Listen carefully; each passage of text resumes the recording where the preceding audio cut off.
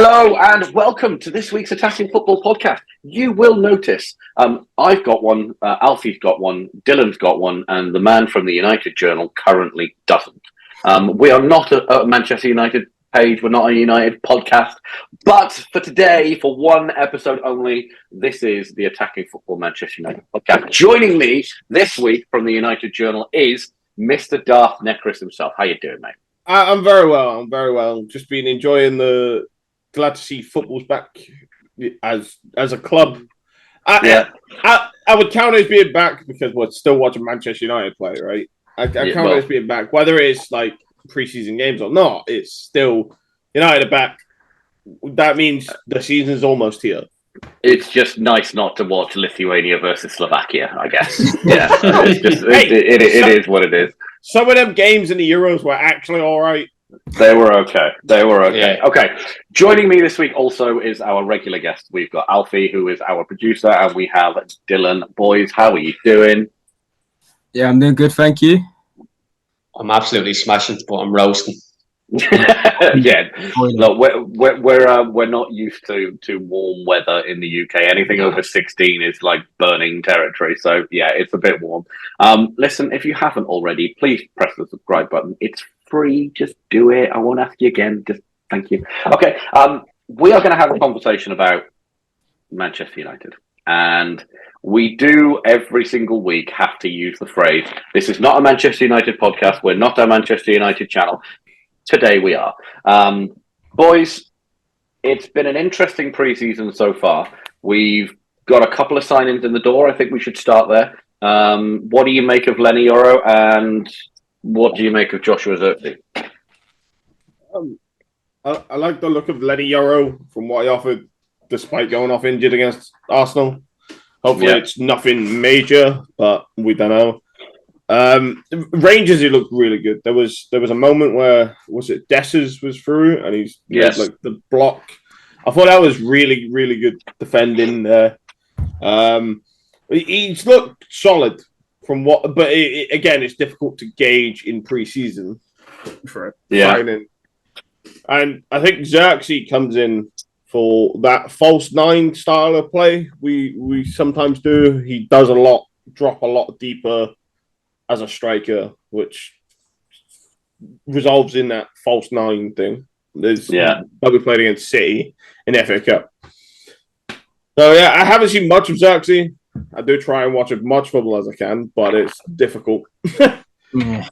There's a lot of football, to be fair. Yeah, I think you're right about the false nine thing. I think he's going to be brought in so that we don't have to shoehorn Bruno Fernandes up into the 9 position, which he's just not comfortable in. Dylan, Zirkzee, for you, competition for Højlund or a completely different style of play? It's going to be interesting. It all depends on what style Ten Hag wants to play next season. From what I've seen over the past 2 seasons, he's 2 seasons in charge, Ten Hag now, coming into his tour. We've played our best football with that kind of false nine dropping in. Like when Martial was in the team, we played our best football under Ten Hag, I feel. So, I don't know, like Højlund's that big of a talent that it's very difficult to say. Zirkzee's a very interesting player. He's like a Firmino type. He's like that type of striker, and he is probably going to get more out of Marcus Rashford than Højlund has. I expect the dynamic between Zirkzee and Marcus Rashford to improve Marcus Rashford's goal scoring record this season. And I think Rashford will score more goals with Zirkzee in the team than he will Højlund. That's not to suggest that Rashford and Højlund can't work together. But I feel like Rashford isn't an out-and-out creative winger. So, yeah, the signing of Zirkzee is going to really, really, really help Marcus Rashford, which is a net positive because I think he's the best player in our team. I think Rashford's best goal scoring season was when we almost played with that false 9, when we had, what's his name, the Dutch giant. Cam. Yeah, literally, yeah. When he was dropping deep into midfield and allowing people to run by him. I think that's Rashford's strength, right? Yeah. When you've got somebody sucking defenders in, and then he can burst into the space behind. And I think Joshua Zirkzee is going to do that. He's going to be dragging defenders out of position to allow space in the channels behind. And I don't think Højlund does that. I think Højlund fancies himself as a bit of a Duncan Ferguson, as a bit of a brawler. The pre-season footage I saw of him before he came back before he reported back to the club, there was a video of him doing these exercises where he was butting up against like a fake defender. What are you doing? Go and play in the MMA if that's what you want to do. I guess you're a striker. I guess it's to increase like shoulder strength. So like, remember last season against Arsenal where Gabriel decided to power slam him to the floor? It's to I'm going to be a lot more robust where you actually have to foul me. And not be as lightweight as he was last season. And it makes sense. If you have like sturdy shoulders, you're not going to fall over as easily, right? Give him his credit. The goal he scored against Arsenal was a really, really good goal, and something like that will keep you in the side. What goal by Marcus, though, for that? I think it was more of a hopeful punt. He wasn't even looking. He just flung it into the corner. We had a bit of an argument. Not an argument, but me and Dylan, sorry to interrupt, but we were saying how Rashford, we thought he had a very good half. LA didn't agree, though, did you? He didn't, no.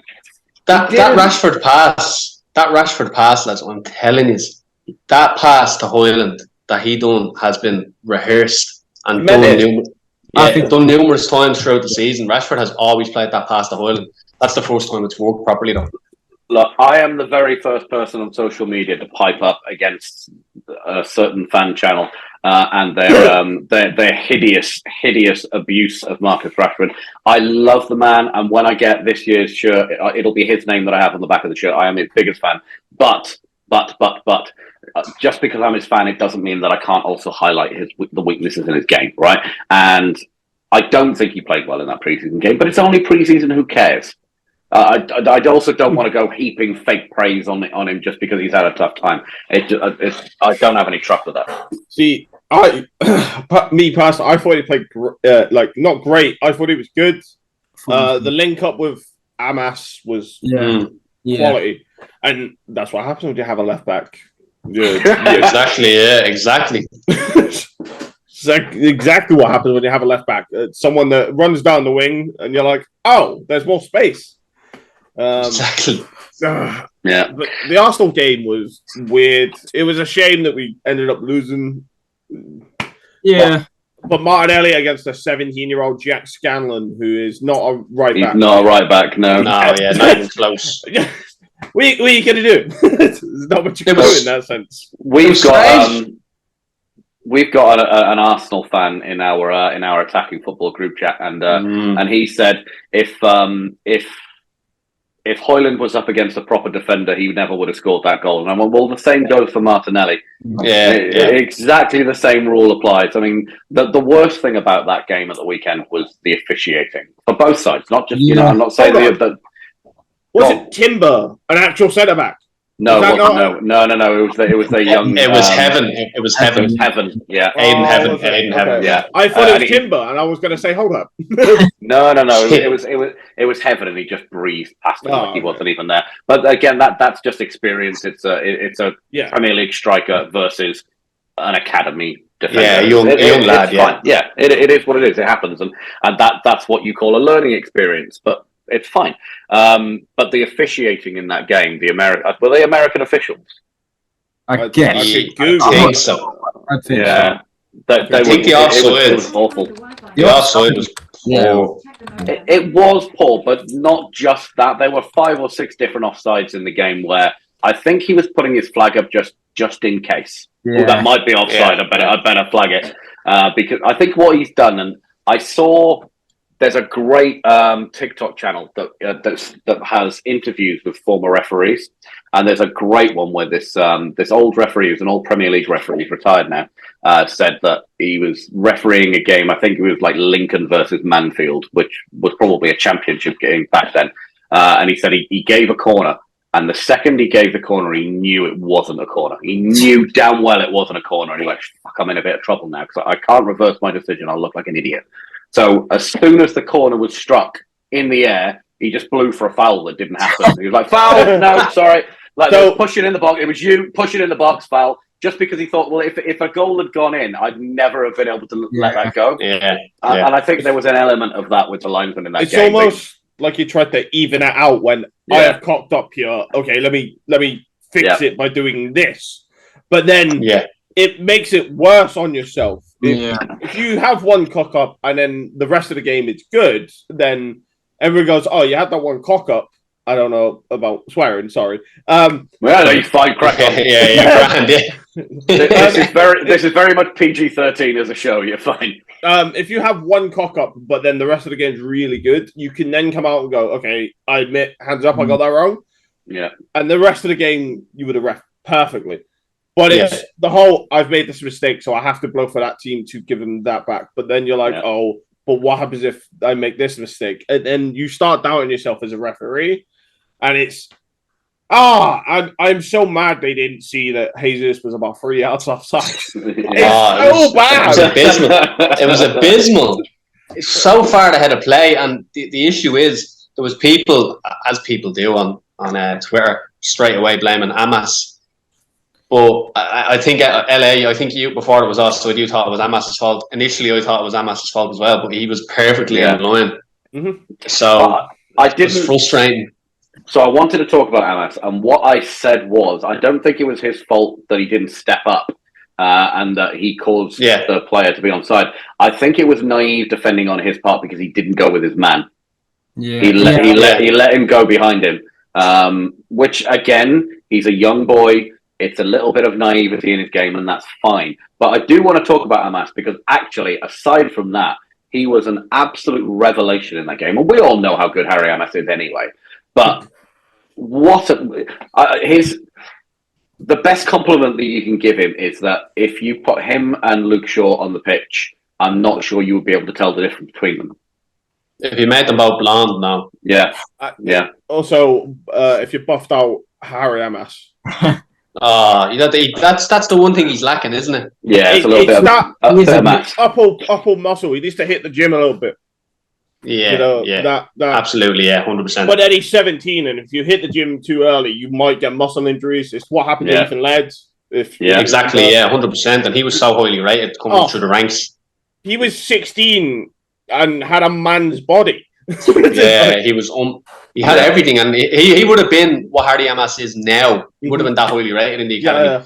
Everyone thought Laird would eventually go on and take over that right full spot. Alfie, what did you do on Saturday? I watched the game. I kind of fell asleep from half time to like the 60th minute, but I did watch the game. You fell asleep at the right time. Yeah, I know. That was a good time. The boys said I was one had a nap, but no, talking about Amas, he was incredible, weren't he? I thought how composed he was on the ball was so good to see. Especially, I mean, it is pre-season, so like we said, we can't tell a lot. But if that was a League One club or something, you couldn't really say a lot. But it's not. It's Arsenal. I know it wasn't a 14 Arsenal, but it was still Arsenal. And to see how composed he was on the ball, and I know we've already talked about Rashford, but I thought he did help Rashford's game because I thought their connection on the pitch for the first 45 minutes was very good. And I was very pleased with him. I thought he was very good. I want to heap all the praise on Amas that it's possible to heap on him, but I am a little bit wary of the old pre-season payload tag. No. That only falls into Andres Pereira. That's exactly the point that I'm making. It's really easy to look good on a pre-season tour. I mean, you look at Zidane Iqbal and what's his name? Charlie Savage. They were incredible on the tour to Australia, and then, well, I don't even know where they are now. One's at FC Utrecht and one's at Reading. Charlie's at Reading. Speaking of that, though, visualize a situation where Amas gets solid game time in the Premier League this season for United. I don't think Premier League. I think if we're playing against like Yeovil in the FA Cup, you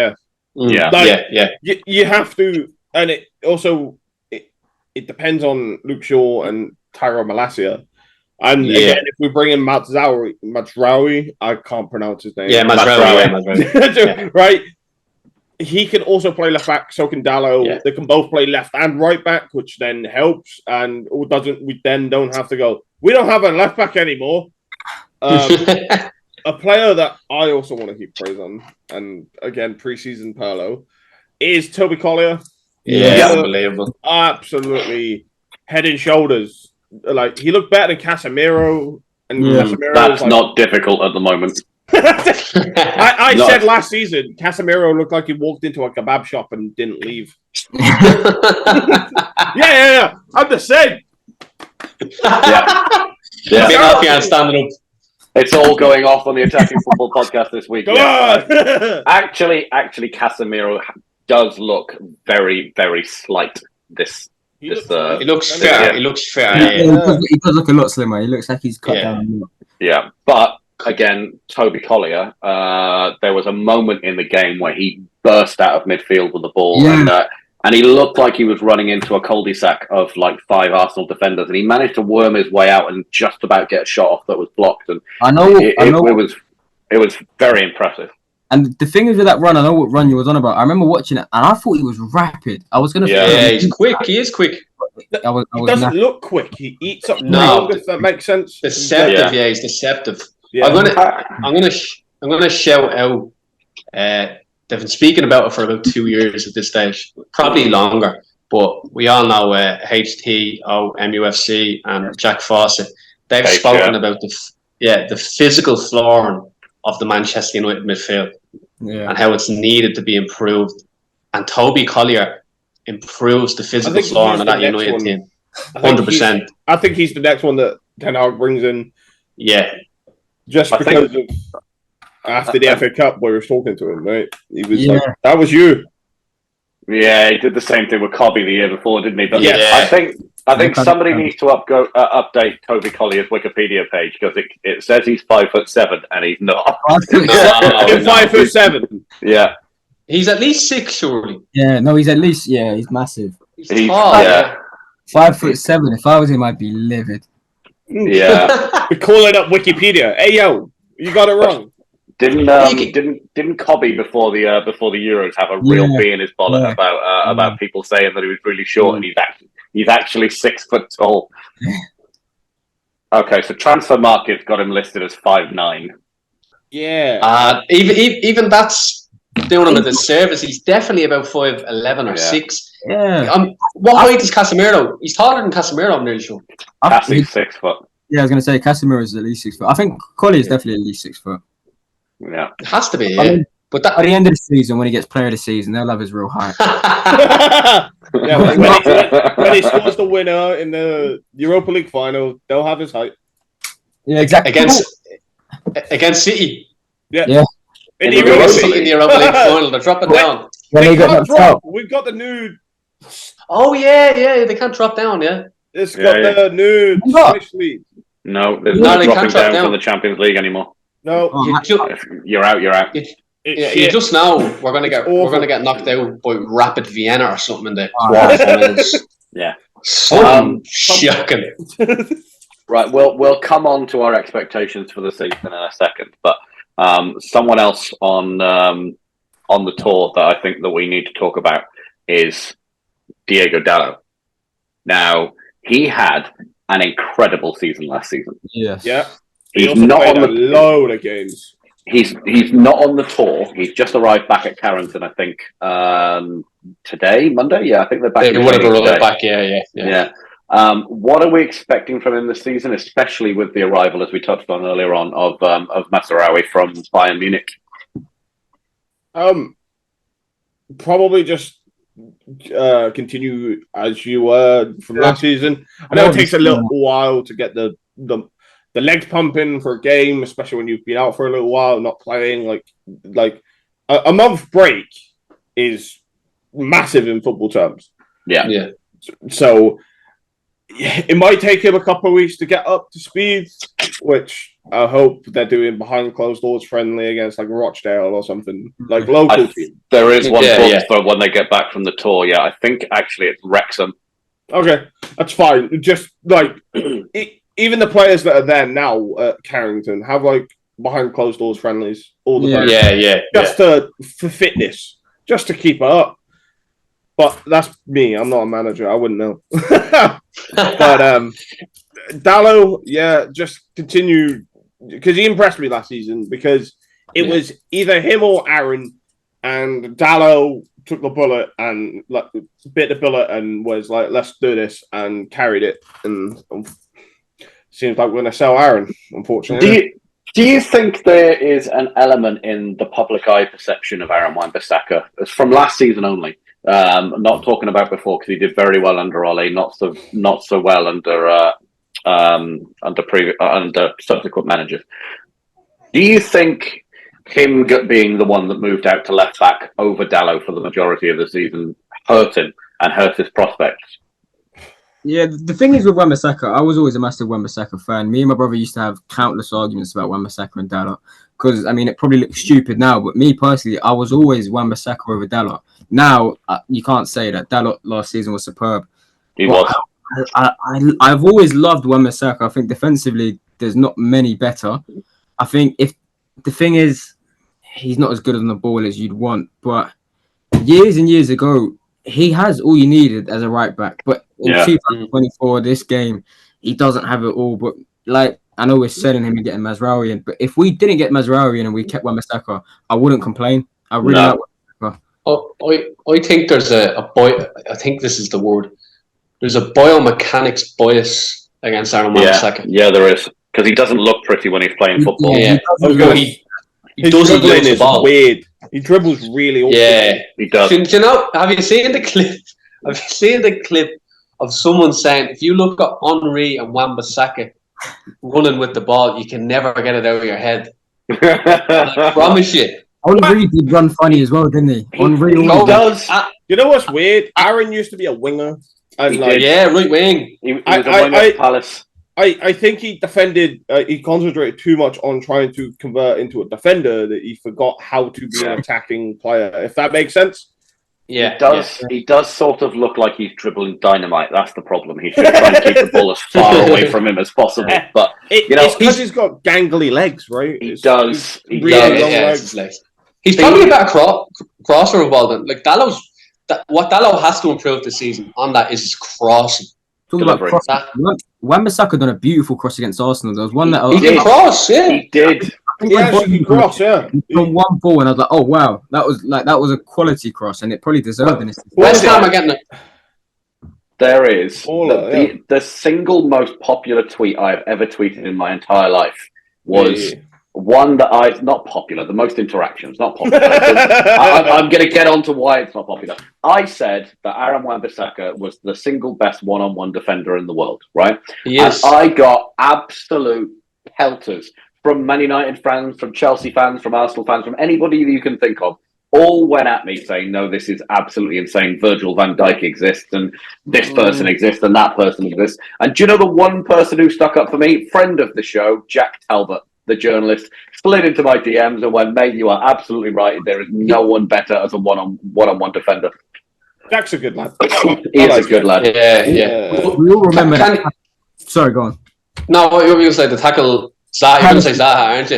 Away, when Zaha does the interview and he's like, anybody else, I'm through. Yeah. But I turned around and it's Aaron. He said, Aaron was scared. He was like, Aaron's the only one that can do it. He is, though. He is. No one in world football can do a scoop slide like that. No, nobody, no. And I've had arguments before, and look, people can call me out. I'm gonna be defiant in my suggestions here.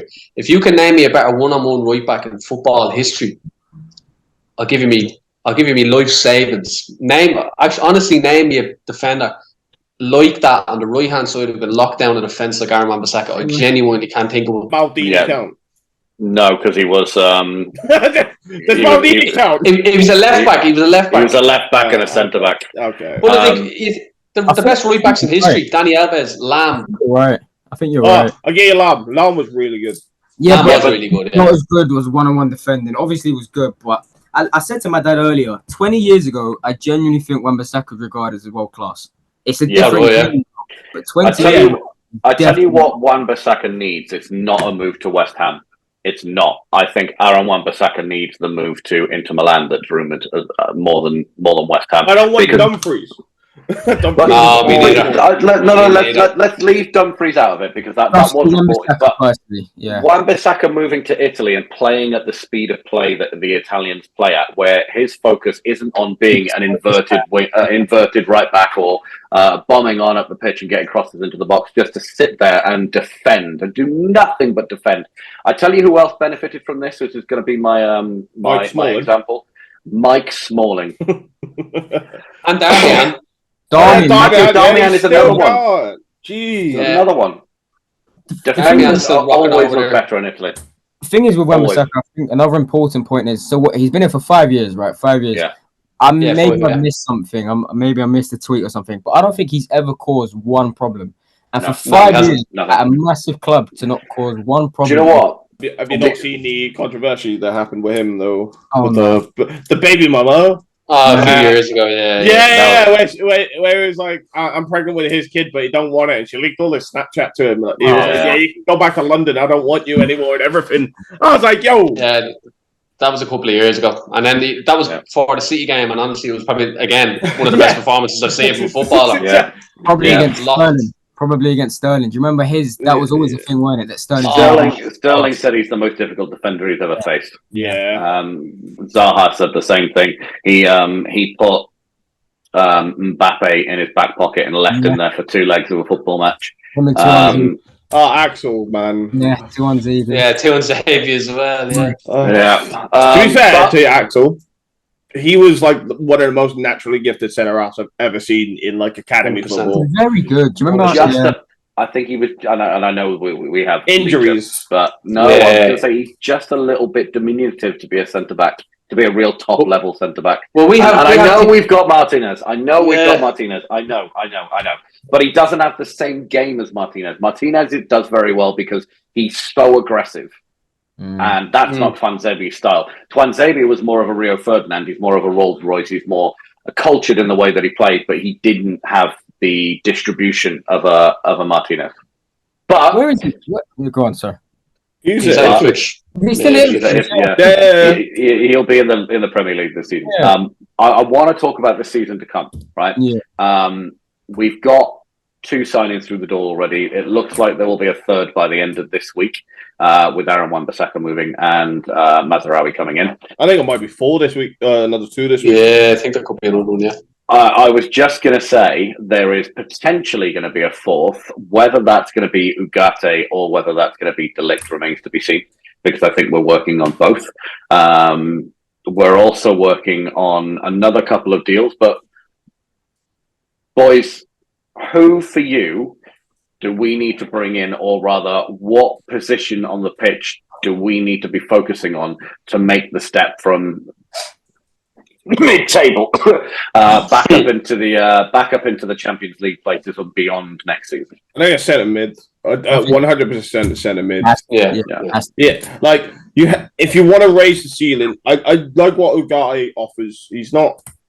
I like him as a centre mid, CDM as a pivot with double pivot with Kobe, because we seem to be playing that staggered 4-2-4 or whatever it is in the out of possession in possession thing. I don't know how it works. So Ugarte and Mainu in a double pivot would work wonders, just because Ugarte isn't like a destroyer type. He is one that will take a ball, pass it off quickly. He'll distribute it quickly.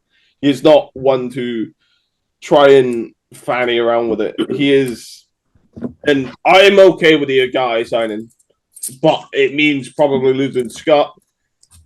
But it adds more to midfield depth. I'd also bring back Amrabat just because of how cheap because of how cheap it is. It also adds more depth to the midfield because we were crying out for midfield depth. So go get Amrabat and probably Ugarte, and then bang, that's 2 midfielders.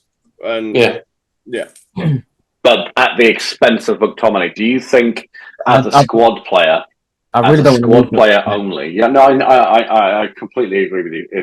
If you're going to be losing anyone from our midfield, should it be Casemiro rather than McTominay? Eriksen. And Eriksen as well. But then, again, if nobody's in for Casemiro or Eriksen, well, actually, Anderlecht might be in for Eriksen. If nobody's in for Casemiro, you can't get rid of him. You can't. Yeah, exactly. Yeah. With Eriksen as well, with I think the bids you'd see coming for Eriksen compared to McTominay would be very different in value. I think personally, like 5 million for Eriksen. That's what's been rumored this week. If he even, do you know he's younger than Van Dijk and De Bruyne? Yeah, he's very young. Isn't he like the same age as Son? Yeah, he is. Yeah, same age. A good player. He had a good Euros. But the difference is Stun has 4 working ventricles.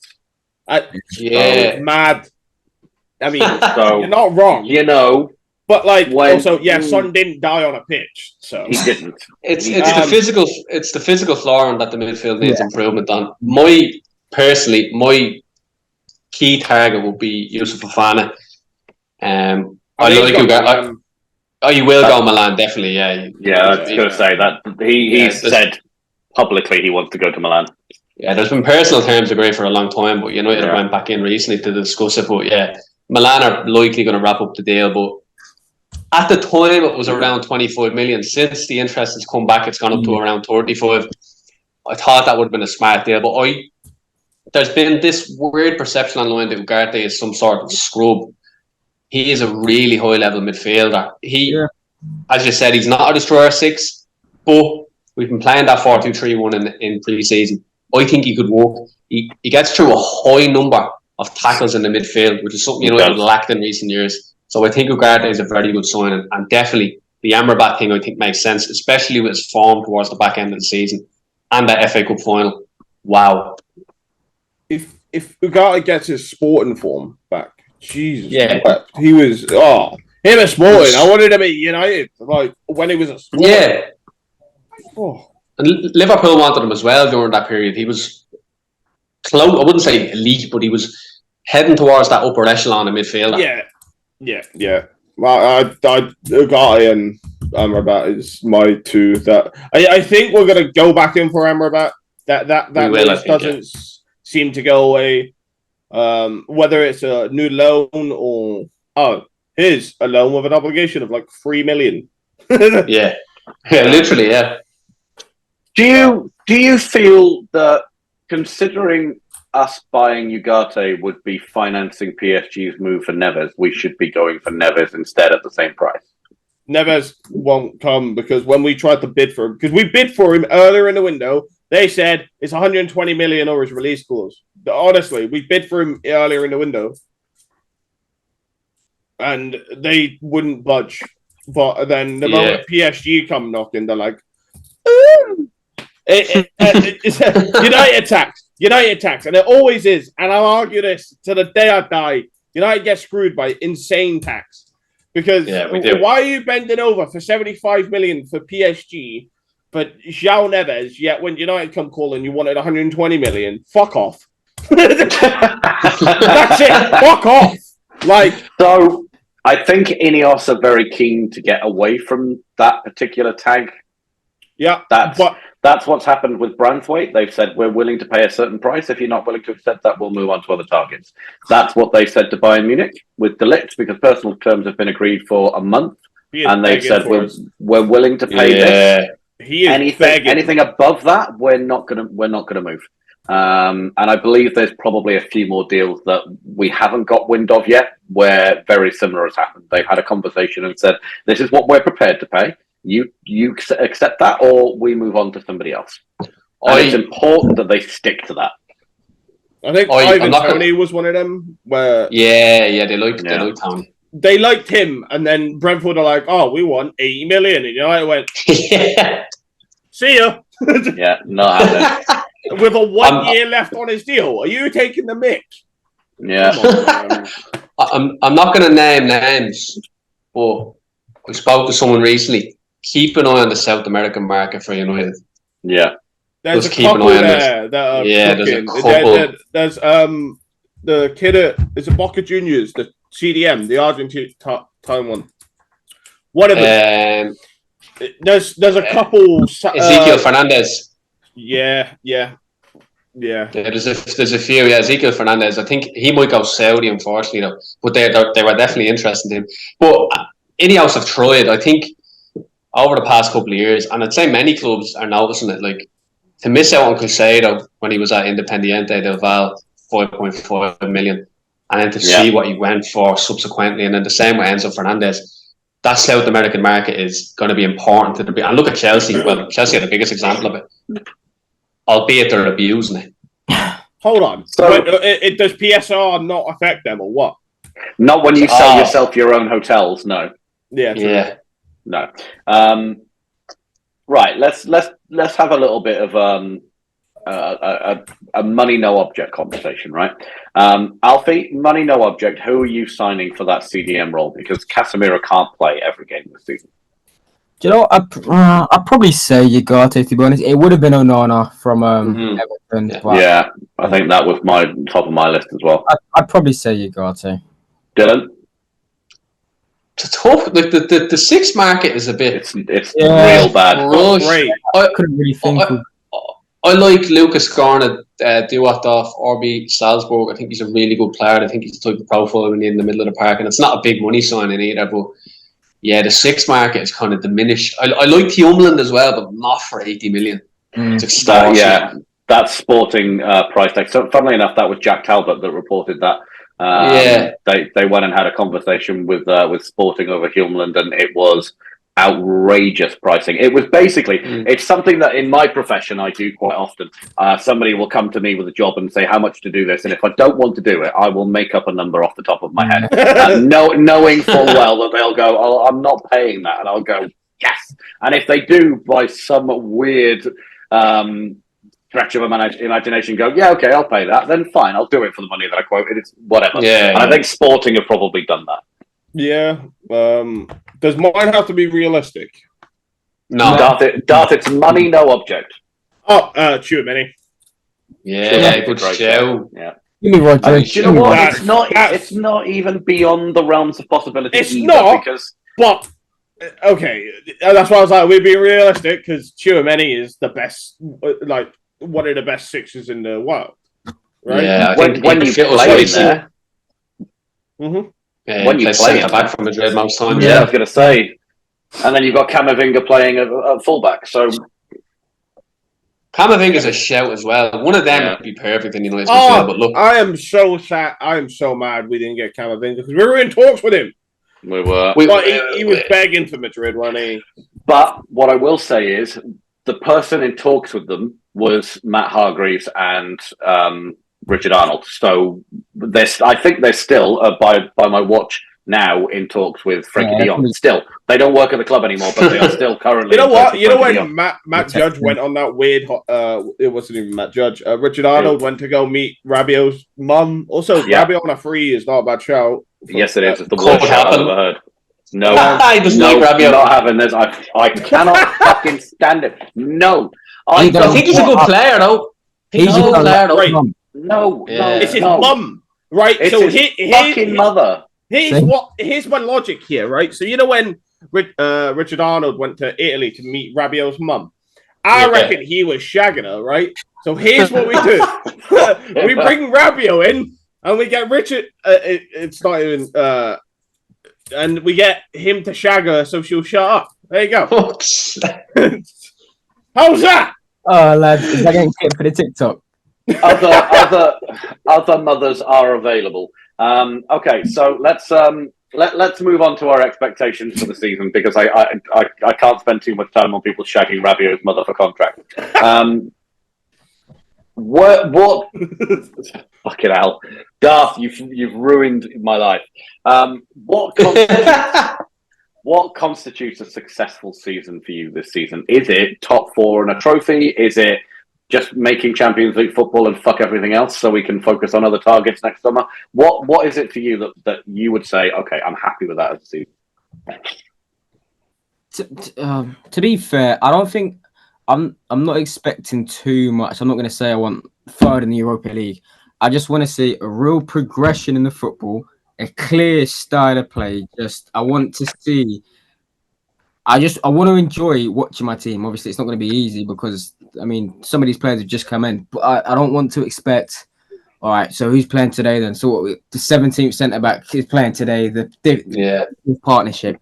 I just want to see just a normal functioning football club for a season.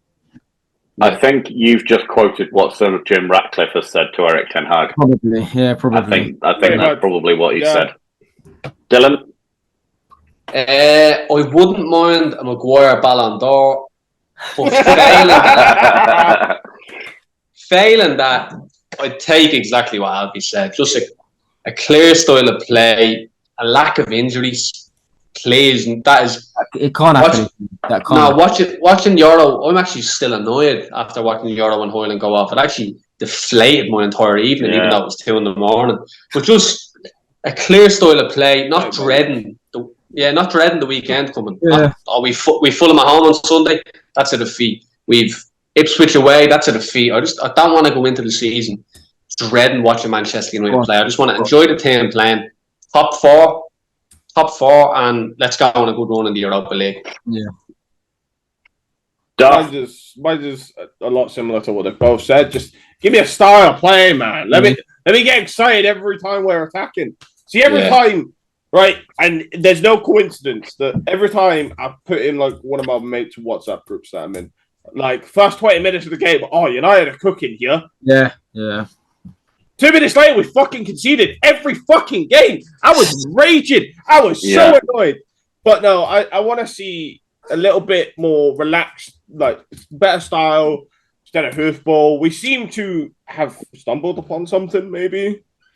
Yeah. I think so. Maybe win the Europa League. I'd like to win it because that's an upgrade from the Carabao Cup, FA Cup, or Europa League, right? Because that's progression. I think we fourth, but challenging for fifth, but challenging for fourth. If that makes sense. We're neck and neck for fourth, but our Europa League run takes precedent because we're in the semi-final, so we take an eye off of it and we lose out on fourth. We get fifth, if that makes sense. Not a Jose where he threw it away in like January. Literally. For me, there's kind of 3 things that I want out of the season, right? So, number 1, if I want to watch my favourite footballers play, I don't want to be going to the Manchester Royal Infirmary if I want to see them, because that's I'd really rather not. I'd rather they were on a football pitch. Number 2, I'm a bit older than you guys, right? In fact, I'm considerably older than you guys. So I'm from a time when my expectation for the season was we win the league and anything else is a bonus.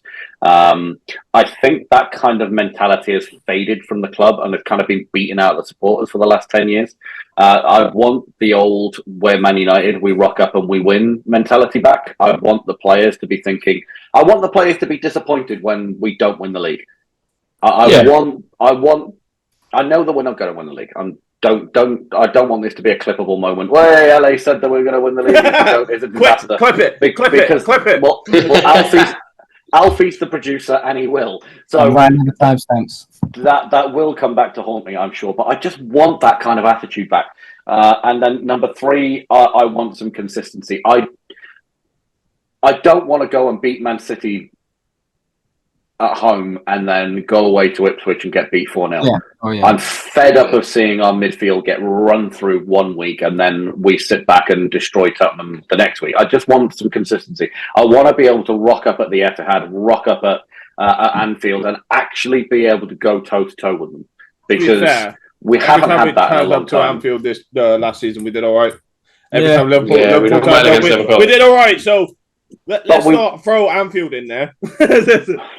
I think another good thing could be Ten Hag done it this first season, didn't he? Just turning Old Trafford into a fortress again. We're at home, we can be a bit more confident.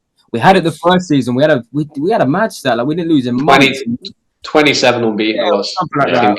And then last season, obviously, just crumbled down. And go on, sir. It's playing your 48th centre-back partnership in like 60 games. Like, it's crazy. So I get that. Okay, you want to try and be like year one, but if you're swapping your centre-back pairing out every other week, you can't continue the same way because Casemiro now has to play centre-back. Well, who's playing midfield? Okay, we now have to change the tactics because And Carl Anker, who I'm a huge fan of Carl Anker, I think he's very good. Was talking about this on Stratford Paddock recently. He was saying that, or it was the Athletic podcast, that the reason it looked so bad is because Ten Hag didn't want to change his tactics week in, week out. So 1 week he has Varane Martinez. Oh, cool, I can play how I want to play, because we all seen that against Wolves. We did really well. When we had Luke Shaw, Martinez, Varane. Right, we were 3-0 up. Then a week later, you then have Evans and Maguire, right? Who can't play how Ten Hag wants to play, per se, right? You then have to try and revert it to counter-attacking. But then say you get Varane and Martinez back. You then have to revert, and it's the whole constant of reverting each tactic every week. We're going to go long ball this week. Okay, we're going to go back to possession style. Okay, we're going to go wing play. And then you just go... And the players, no doubt, will get tired of changing this tactical style every week. So I get why, and maybe the grueling sessions of when we got injuries every other week, maybe it was worth it. We don't know. Who knows? Yeah. It wasn't worth it. Speaking of the man who is now significantly greyer after last season, it wasn't worth it. No. I meant for this season. Maybe I know. I agree. I'm still saying it's not worth it. I had a couple of heart attacks. What do you mean? I travelled 3 hours to Old Trafford and then 3 hours back just to watch us lose to fucking Bournemouth 3-0. Nah, bro. Oh, I was supposed to go to that game, and I was about to get the ferry over at 1 a.m. and for some reason I didn't end up going, and I was never happier in my life. Dominic Solanke running amok. Oh, so happy I didn't go. What? I lost my marbles with Dallo that game though, because there was there was one. Yeah, I know what you're on about. You know what bit I'm on about? We were 1-0 down. Dallo has the ball in the box, right? And all he has to do is cross it, and Hoyland taps it in. You know what he does? He shoots. Yeah, I think I remember that. Yeah. I lost my absolute shit. I was like, Dallo! In the stands, man. But yeah, goodness me. 6 hours just to watch us get battered 3-0 by Bournemouth. I would like to add a fourth to my expectations for this season, and that is for Johnny Evans to be coaching rather than playing. I would I love Johnny to bits. Everybody who is involved with attacking football knows my relationship with Johnny and his family. I love the man to death, but I really, really want him to put his feet up, put his slippers on, and just start guide Lenny Yoro. Give him some guidance. Give him some of the benefit of your wisdom. The reason that you're at the club is for your experience, for your knowledge, for your expertise. I don't want to see him playing. I really don't. I don't want to be at the point where we go, right, well, we have to start Evans. Yeah. He's earned it. He's earned that break. I'll always say it. Last season, he was incredible for us. He brilliant. One of them, absolutely. He was so good for us last season. I think he deserves that break more than a lot of players out there. I think that's why we want the lit in as well. Yeah. Because then you go, you have Martinez, Yoro, Maguire, the lit. It's not bad that. And maybe Lindelof, but I think he might be going. Even then, Lindelof is going to go to Turkey. Right. He's going to Turkey. And then Evans is then your fifth choice, right? Yeah. Which you're like, oh, okay. And even then, it seems Ten Hag like Mcbennet because Schroeder came on. Maybe come on, yeah.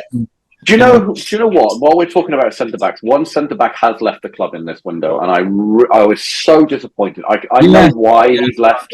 I can understand completely why he's left.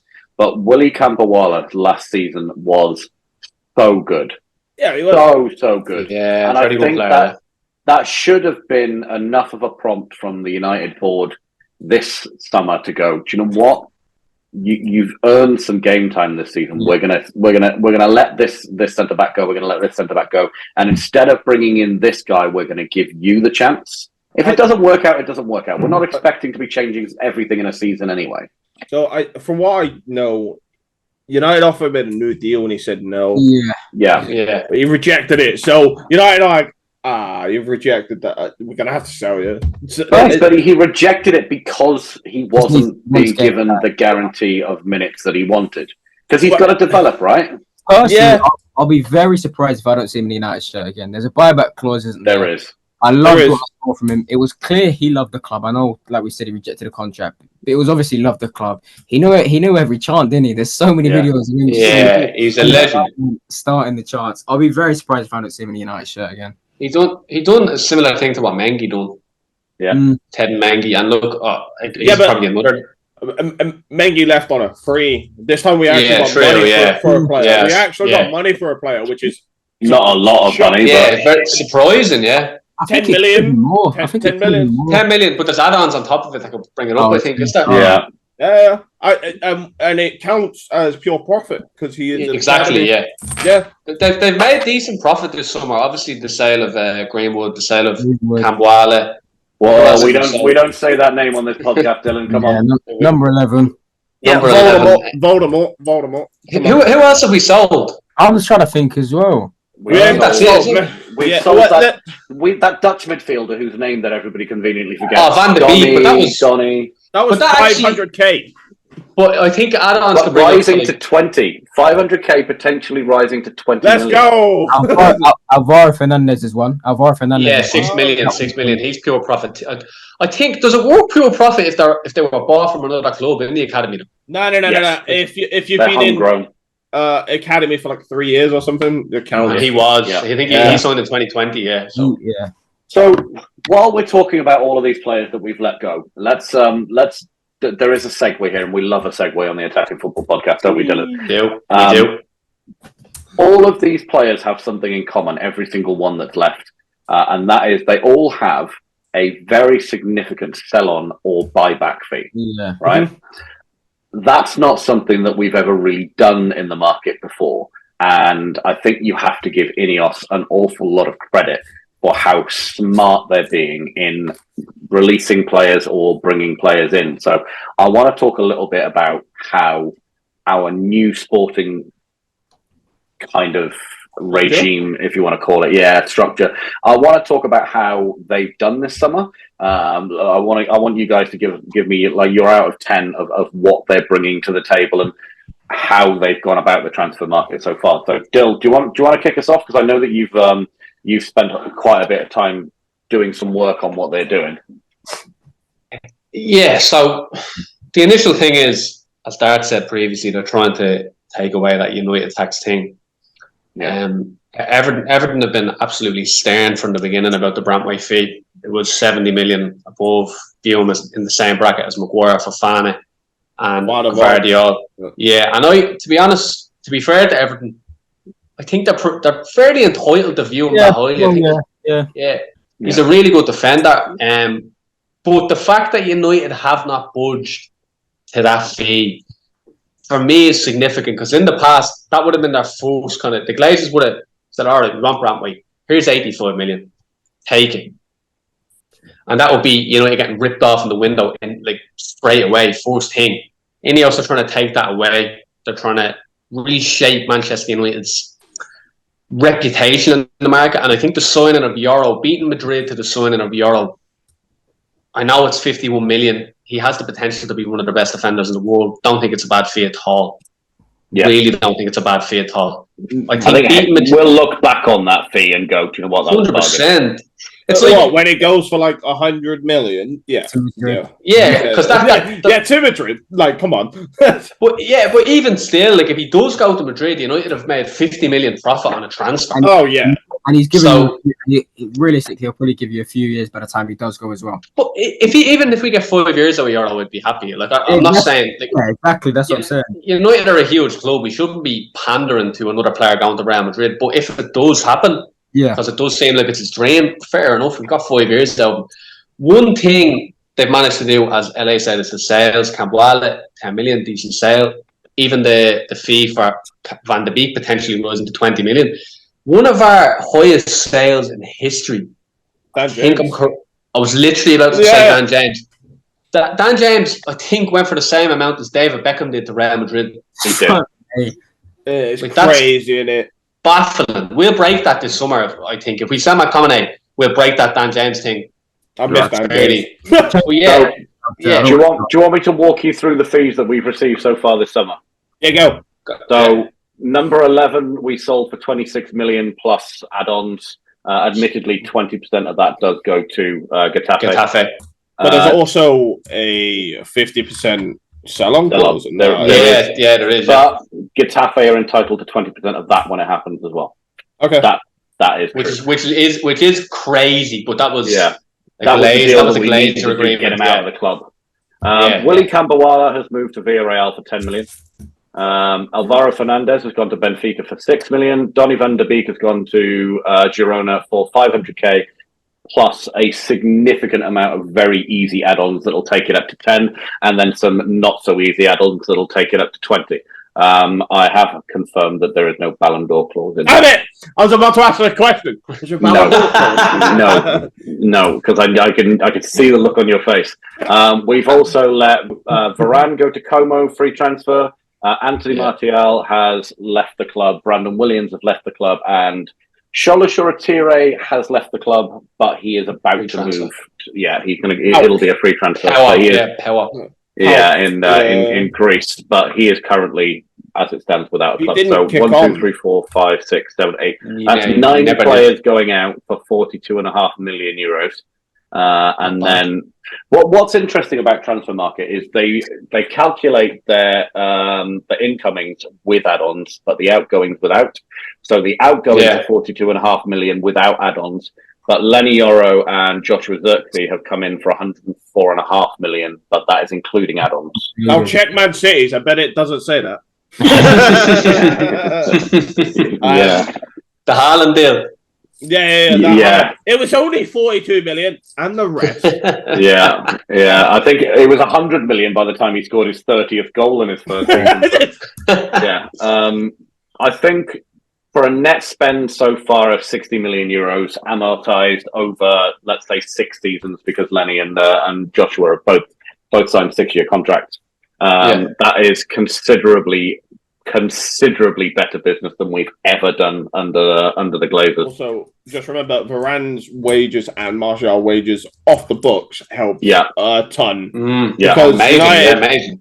United seem to be playing by the PSR rules, but Chelsea aren't. Or any other club isn't. Look at you, Newcastle, Nottingham Forest. Allegedly. How are they doing them weird, dodgy deals of selling Vlachodimos for 20 million?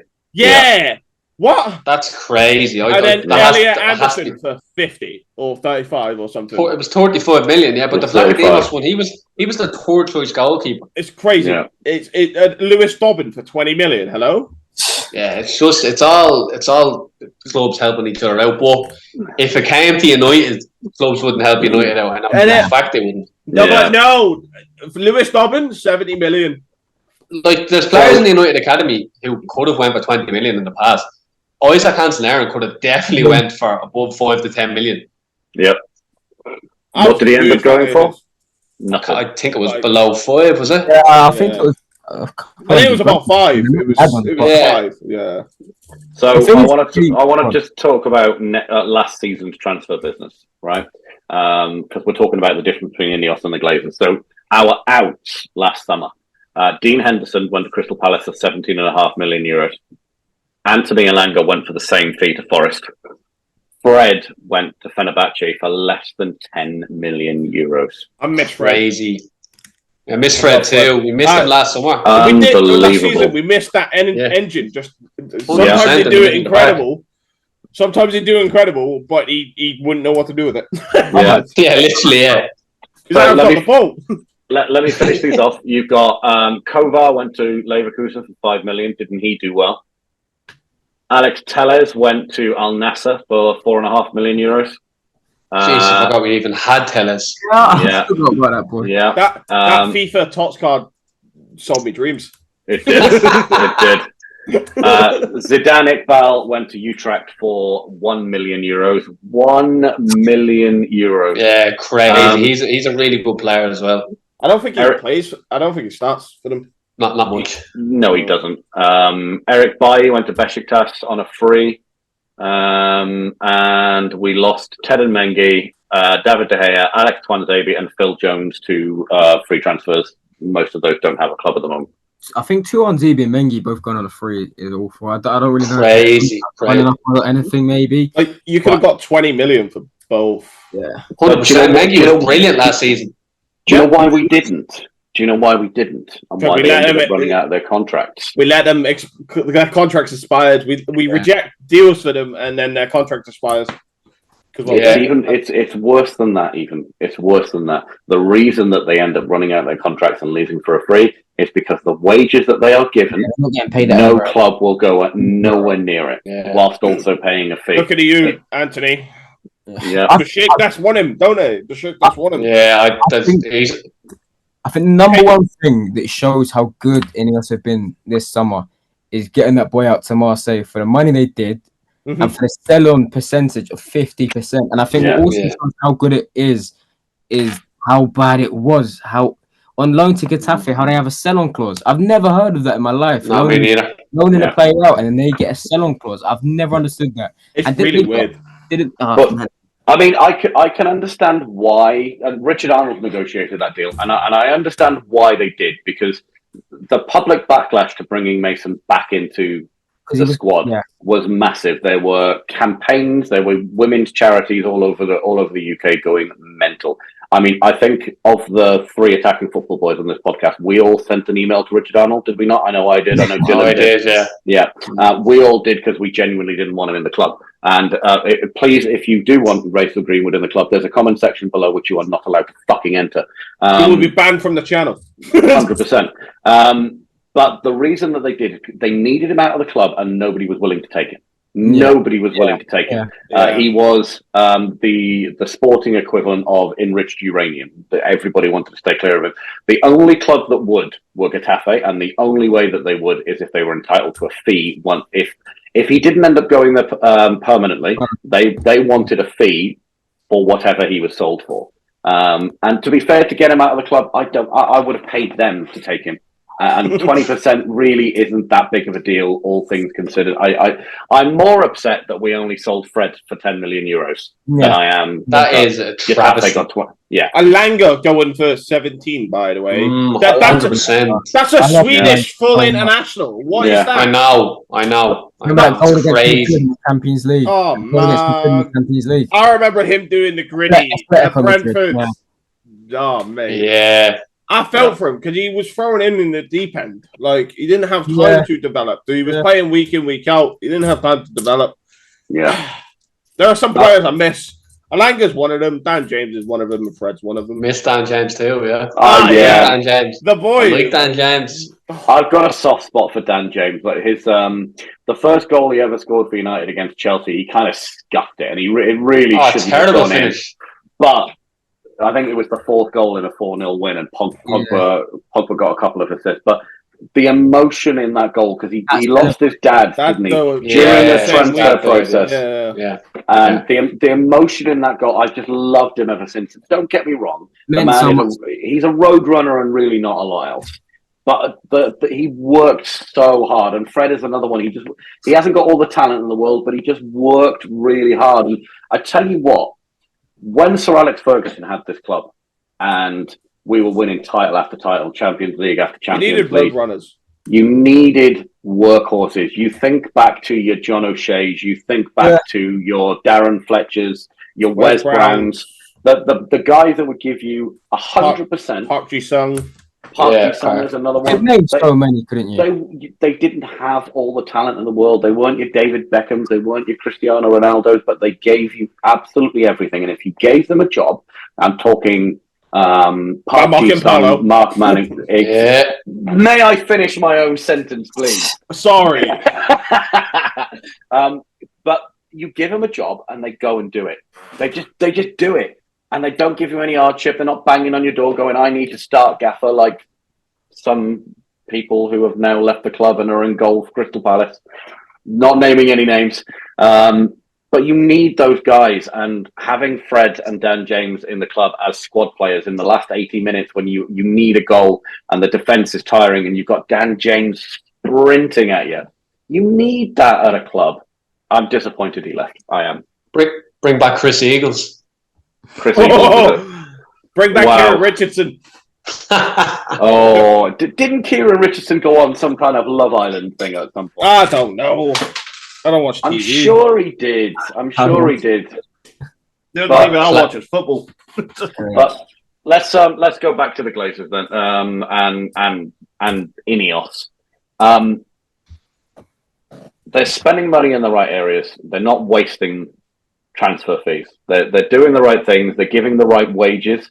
They spent 50 million on upgrading Carrington, which is 50 million pounds. In fact, you could argue it's £1 and 50 million pounds more than the Glazers have ever spent. I think I would give them so far a rating of probably 8 out of 10 for their time at the club so far. There's another couple of points to be gained for bringing in a couple of midfielders and probably another centre back. I think they're going to do it. That's the only thing that I can see that would improve what they've done so far. Dylan, where are you?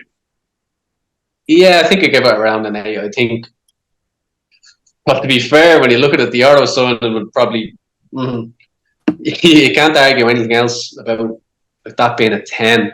I put on Instagram the day after we signed Euro, this is the best signing in the club's history. Probably a bit dramatic, but honestly, to beat Madrid to a signing, my lord, like, after Varane, Camavinga, it's a breath of fresh air. Never ever going to happen under the Glazer ownership. And my big thing about INEOS, what are they doing in these meetings with the manager of Go Ahead Eagles, Ruud van Nistelrooy not taking a managerial role at Burnley or anything else, and then the coach they got off, what was that Norwegian team? There's another manager. He's a manager, and we've Lillstrom, and we've got 3 genuine managers in the backroom staff at the club. What are they saying in these meetings? What are they selling? What is their project? Steve McLaren. Or is it? Yeah, McLaren could manage as well. Like, what are they saying in these meetings? It must be the project they are selling to people, the project they are selling to the likes of Euro, project they're selling to the Lick 2 is desperate to sign United. I understand Ten Hag is there and he's a big factor because the Ligt and Mazraoui had the best forms of their career under Ten Hag. Yeah. But what are they selling to all the... forget that. Ugarte wants to sign for United without Champions League football. What are we selling to all these people? What is the project they're selling? What do they envision? Makes me excited as a Manchester United fan. So, but in saying all that, I'm going to give them an 8.5. An 8.5. I'll tell you what they're selling to the managers, to those managers. It's the multi-club model. That's what possibly, That's where Omar Barada has come in and go, listen, you come in, you're going to sit under Ten Hag for a little while, and when we buy that club and buy that club, you've got manager jobs waiting for you. Yeah, I started laughing. I thought he was going to make a joke and said that they're all going to be fighting for Ten Hag's job in the end of the season. See, I was going to go a different way. I said how they're selling it is Steve McLaren just walks in with his Champions League medal. Nothing else. And just slams on the table. Nothing else on. It's just Steve McLaren going, well, we're one of them. And it's 5 Premier League medals. Yeah, exactly. You just got it. Yeah. So, Duff, give us your score for the INEOS boys. Mine isn't as high as your lot. Wow, mate. No, I have some concerns though. Let's hear it. Regarding the women's team, mine's is mainly. That's fair. That is fair. So I'm gonna rate it a 6 out of 10, just because they're making them train in port cabins again, and I'm like, can't keep doing this. I know it's while Carrington gets upgraded, but it's not a good look and it's not a good start. Like, because the United Women fan base has a massive fan base, by the way. It's crazy. 100%. So you need to be on a better grounding for that if you're gonna have everybody in unison. And now Dan Ashworth coming in gives me a bit of hope because he talks about women's football quite a lot. I'm sure he's a big advocate of it. So him coming in will help, and I'm hoping it helps. But yeah, that's why it's as low as everybody else. Just because, don't get me wrong, I'm excited about signing Lenny Yoro. We beat Madrid to what generational centre back everybody was calling generational, and then all of a sudden now he's shit because he's signed for United. Yeah, Right? It happens. It always happens. Always happens, right? He came from the Farmers League. So did Mbappe. Shut up. However, yeah, I think my favourite thing is that INEOS have caused after signing Lenny Oro is the head loss of Everton fans. Them going 70 million or nothing. Okay, we'll just go buy Lenny Oro. Why are you not paying us 70 million? Like, it's ridiculous. What do you mean? It's crazy. It's ridiculous. I've never seen the club want us to sign their players so much in my life. yeah, mental, it's insane. But I'll give him a 6 out of 10, just until I see a little bit more from the women's side. Is my thing. Fair. Yeah, like, I think that's fair, and it would be remiss of us not to mention the women's team, because there is a significant amount of probably bad blood that has come from their treatment of the women's team. Not from the women's team, it must be said. No, I think the women's team haven't really said anything, and I would like to give them the benefit of the doubt and say that it's a small step backwards for a very large leap forward. And they've had a conversation with them and said, listen, this is a temporary thing, and you're going to get to play in Old Trafford when we build a new stadium. That'll be yours, that'll be ours, and we are going to make world-class facilities for you, but for the time being, we've got to focus on that, and then we'll move on to this, and we'll move on to that. I hope that is what's happened, but you're right, the proof is in the pudding, and as yet, we have not seen them do for the women's team that we have for the men's, and I am a very big advocate of women's football. So, I hope, and this is my thing, I hope they've had, as you say, a conversation with the women. I was going to say, maybe it's the whole, okay, if we fix the men's, which is the main money maker, if you fix the main source of income, we can then fix the women's.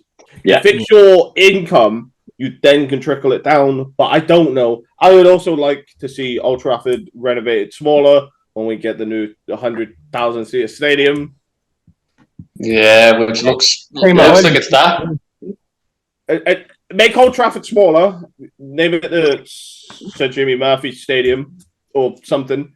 For the women's Alex Ferguson Stadium. Yeah, the women's and youth teams have them use it for their games, because going Old Trafford at 12, mini Old Trafford at 12 for a game for the women's or the men, the youth, right? To then walk across the road for the men's, and that could be part of your season ticket or your ticket. Yeah. Like, you can't call the new one Old Trafford though. Surely, no. Wouldn't never be. You can't call it New Trafford either, though.